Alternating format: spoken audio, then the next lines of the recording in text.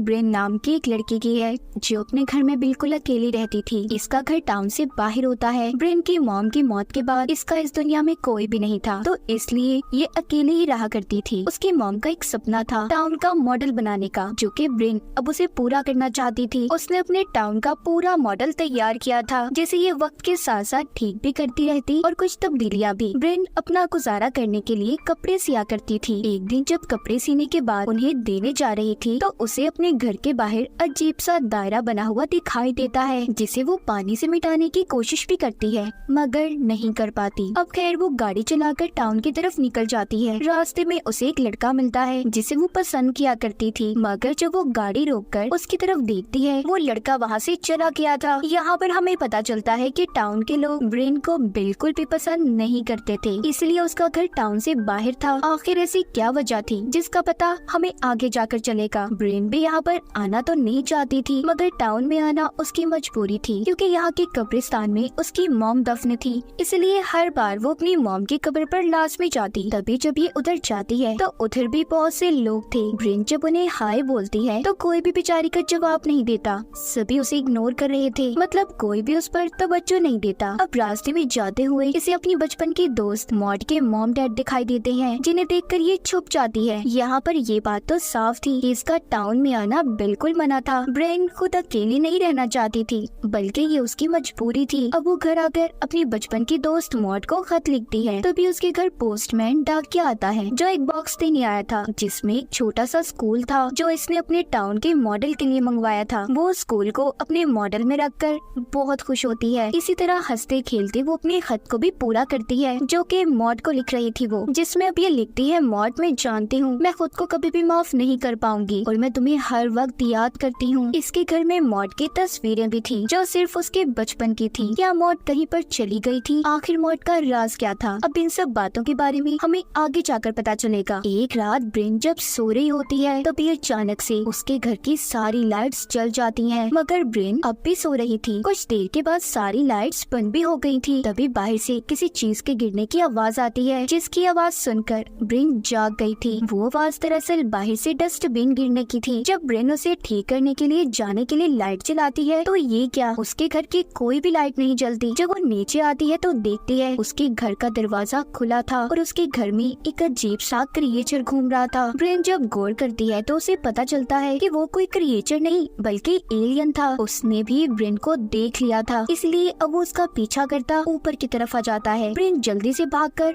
अपने कमरे में बेड के साइड पर छुप गई थी। वो एलियन जब ब्रेन के कमरे में पहुंचता है तो वो बेड के नीचे जाकर छुप जाती है। उसने करीब से उस एलियन के पाँव देखे थे जो बहुत ही अजीब थे। फिर जब उस एलियन को कोई नहीं मिलता वो खिड़की से बाहर निकल जाता है। अब ब्रेन जल्दी से खिड़की को बंद करती है। तभी उसे महसूस होता है कि जैसे वो एलियन उसकी छत पर चल रहा हो, इसलिए वो अब जल्दी से नीचे जाकर अपने दरवाजे को भी बंद कर लेती है। तभी उसके घर की सारी लाइट्स जलने बुझने लगती हैं। जितनी भी इलेक्ट्रॉनिक डिवाइसेस थी वो भी खुद ब खुद चल रही थी। ये सब देखकर ब्रेन पुलिस को कॉल करती है, मगर उसका फोन भी काम नहीं कर रहा था। फोन की भी वही हालत थी जो उसके फ्रिज की थी। दरअसल सब चीजों को वो एलियन ही कंट्रोल कर रहा था। ब्रेन डरकर कोने में जाकर बैठ जाती है। तभी उसके करीब वो एलियन आता है। यहाँ पर ब्रेन ने एलियन के चेहरे को गौर से देखा था, जिसे देखकर वो डर जाती है और उस एलियन को धक्का देकर अपने कमरे की तरफ भागती है। तभी एकदम से घर के दरवाजे में धमाका होता है जो ब्रेन को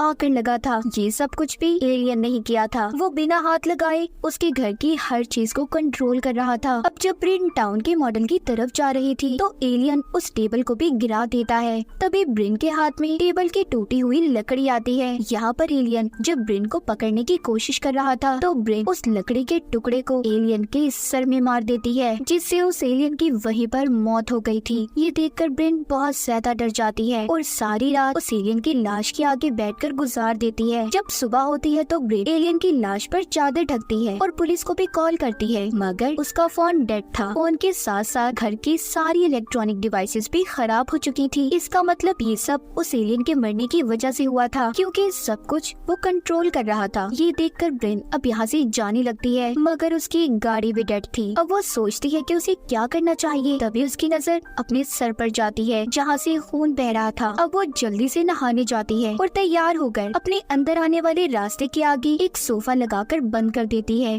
दरअसल दरअसल कल रात एलियन से लड़ाई के दौरान इसका दरवाजा एलियन ने ब्लास्ट कर दिया था। उसने सोफा तो लगा दिया मगर इसका कोई फायदा नहीं था। खैर फिर भी अब वो साइकिल लेकर टाउन की तरफ जाती है, जहाँ पर वो पोस्टमैन की वैन को देखती है। उसका भी बुरा हाल था, यहाँ तक कि जिस लड़की को ब्रिन पसंद करती थी उसका घर भी तहस नहस हो चुका था और उसके घर के बाहर बिल्कुल वैसा ही दायरा बना हुआ था जैसा हमने ब्रिन के घर के बाहर कहानी के शुरू में देखा था।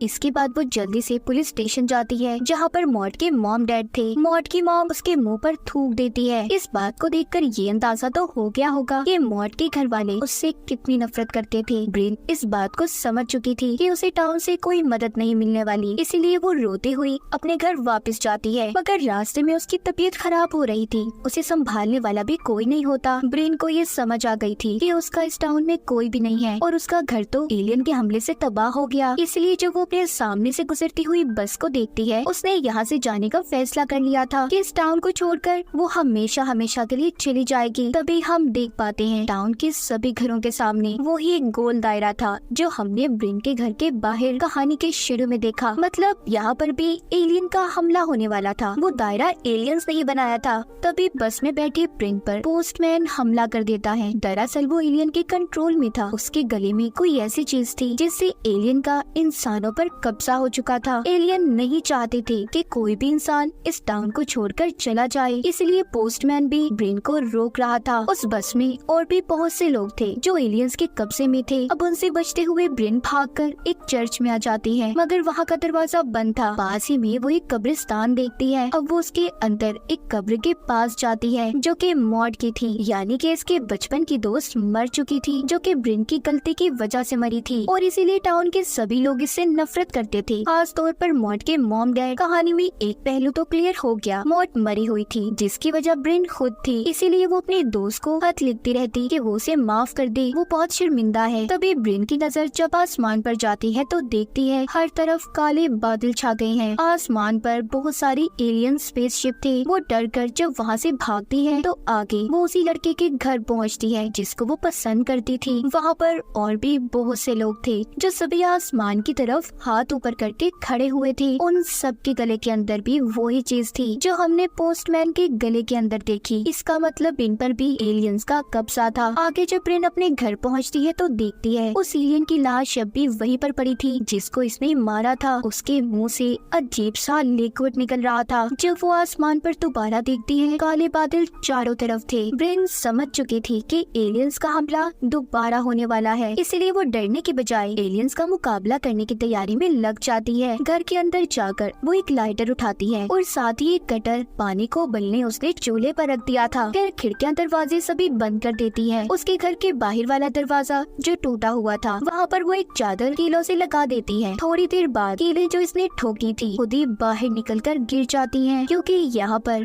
अब एलियंस आ चुके थे। सबसे पहले वो अपने साथी एलियन की लाश को खींचते हैं जिसे ब्रिन ने मार दिया था। ये देखकर ब्रिन घर के बेसमेंट में जाकर छुप जाती है। तभी एक दूसरा एलियन इसके घर में दाखिल होकर इसके पास बेसमेंट में आ गया था। वो उस एलियन को कैंची उठाकर मारना चाहती थी, लेकिन उसके अंदर जो ताकत थी वो हर चीज को अपनी तरफ खींच सकता था, इसीलिए वो कैंची को भी खींच लेता है। ब्रिन के हाथ में मॉड और उसकी जो तस्वीर थी उसे भी एलियन ने अपनी तरफ खींच लिया था और उसे बहुत ही गौर से देख रहा होता है। इसी बात का फायदा उठाकर ब्रिन वहाँ से भाग गई थी और वापिस ऊपर आ जाती है। तभी ऊपर उसे एक छोटा एलियन दिखाई देता है। था तो वो छोटा मगर उसके हाथ बहुत लंबे थे। वो ब्रिन को अपने हाथों से पकड़ने की कोशिश कर रहा था। ब्रिन उससे अपने आप को छुड़वाती है और खोलता पानी जो इसने उबलने रखा था उस छोटे एलियन पर डाल देती है, मगर उस एलियन को इससे कुछ भी नहीं हुआ था। अब ब्रिन अपने बाथरूम में छुप गई थी, लेकिन वो एलियन इतना तेज था बाथरूम के दरवाजे को भी अपने हाथों से चीर फाड़ कर देता है। तभी ब्रिन अब खिड़की के रास्ते वहाँ से भागने की कोशिश करती है। जल्दी से एलियन ने उसकी टांगों को पकड़ लिया था। ब्रिन झाड़ू उठाकर उस एलियन को मारती है।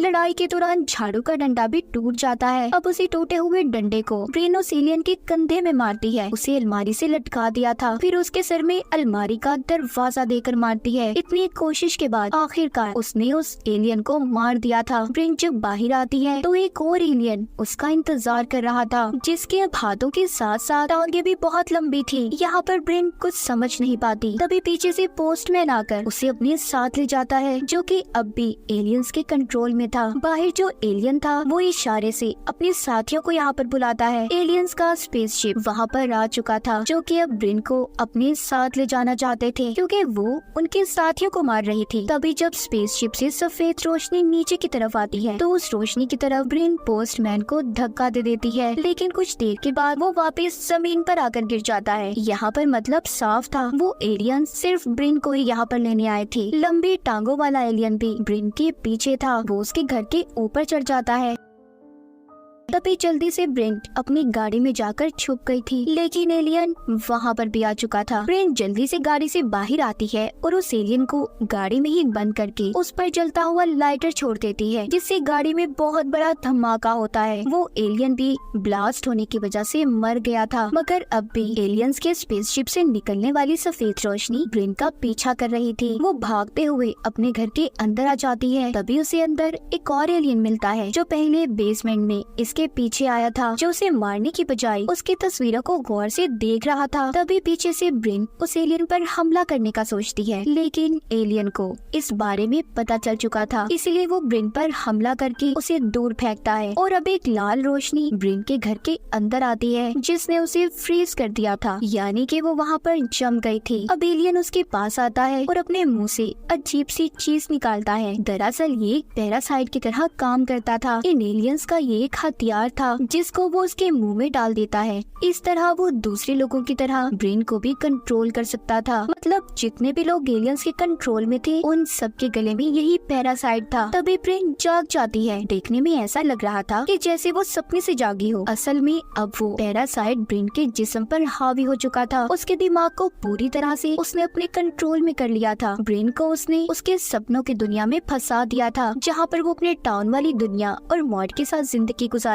जब वो अपने सामने मॉड को देखती है तो उससे सॉरी करती है कि वो उसे माफ कर दे। तभी यहाँ पर ब्रेन को ये बात समझ आती है कि ये सिर्फ उसका एक सपना है। असलियत में तो उसकी दोस्त मॉड मर चुकी है। इसीलिए वो अपने हलक में हाथ डालकर उस पैरासाइट को निकाल देती है जो उस एलियन ने उसके गले में डाला था। ऐसा करते ही वो अपनी असल दुनिया में होश में आ गई थी। अब जैसे ही वो उस पैरासाइट को जमीन पर गिराती है, उस पर ऊपर से ऑरेंज लाइट पड़ती है, जिससे उस पैरासाइट को एक नया जिस्म मिल रहा था जो कि ब्रेन का था। आसमान पर एलियंस के बहुत से स्पेसशिप थे, हर कोई अपना काम कर रहा था। यहाँ पर हमें उन स्पेसशिप से निकलने वाली रोशनियों के बारे में पता चलता है। सफेद रोशनी इंसानों को ऊपर खींचने के लिए थी, लाल फ्रीज करने के लिए, जबकि ऑरेंज एक नया जिस्म बनाने के लिए थी। अब जो उस पैरासाइट से एलियन ब्रेन बनी थी वो असल ब्रेन पर चाकू से हमला कर देती है, जिससे वो नीचे गिर जाती है। और तभी सफेद रोशनी उसे ऊपर स्पेसशिप में ले गई थी, जहाँ पर ढेर सारे एलियंस थे। वो उसके दिमाग पर उंगली रखकर उसकी यादों को जानना चाहते थे। इससे हमें भी यहाँ पर पता चलता है कि उसके साथ उसकी पुरानी जिंदगी में क्या हुआ था, सारा टाउन उससे नफरत क्यों करता था और उसकी दोस्त आखिर मरी कैसे थी। तो असल में हुआ कुछ यूँ था, बचपन में ब्रेन और मॉड का झगड़ा हो गया। मॉड ब्रेन को धक्का दे देती है, जिसके बदले में ब्रेन ने एक पत्थर उठाकर मॉड को मार दिया और उसकी मौके पर ही मौत हो गई। बड़ी ब्रेन अपने ख्यालों में छोटी ब्रेन को खत लिखने से भी बार बार मना करती थी, ताकि उसकी जिंदगी आगे बढ़ पाए, उसे पुरानी यादें याद न आए। सब कुछ जानने के बाद एलियंस ये फैसला करते हैं कि ब्रेन को वो उसकी दुनिया में वापस भेज देंगे। तभी वो उसे दोबारा नीचे फेंक देते हैं। वो वापस आकर अच्छा महसूस कर रही थी, उसने अपनी दुखी यादों को भुला दिया और एलियंस का मुकाबला किया। हम देखते हैं ब्रेन हंसी खुशी अपनी जिंदगी गुजार रही है। सारा टाउन अब उससे अच्छे से बात भी करता है। जिस लड़की को वो पसंद करती थी वो भी उसके साथ अब ठीक हो गया था। वो एक पार्टी में नाच रही होती है, उसके साथ एक लड़की भी थी। ब्रेन की जिंदगी बिल्कुल ऐसी थी जैसी उसने चाही। आसमान पर अब भी एलियन स्पेसशिप घूम रहे थे। ऐसा हो सकता है कि एलियंस का अभी भी पूरे टाउन पर कंट्रोल हो और उन्होंने ब्रेन की यादों को जानने के बाद उसके मुताबिक सब कुछ ठीक कर दिया, क्योंकि ब्रेन ही इकलौती थी जिसने उन एलियंस का मुकाबला किया था। तो यहाँ पर फिल्म के नाम के मुताबिक कहानी भी क्लियर हो जाती है। No one will save you. यहाँ पर तुम्हें कोई नहीं बचाएगा, तुम्हें अपनी मदद खुद करनी है। ब्रेन को किसी ने भी नहीं बचाया था, टाउन के किसी इंसान ने उसकी मदद नहीं की। तभी मुसीबतों का उसने खुद मुकाबला किया। और इसी के साथ इस फिल्म की कहानी भी यहीं पर खत्म हो जाती है।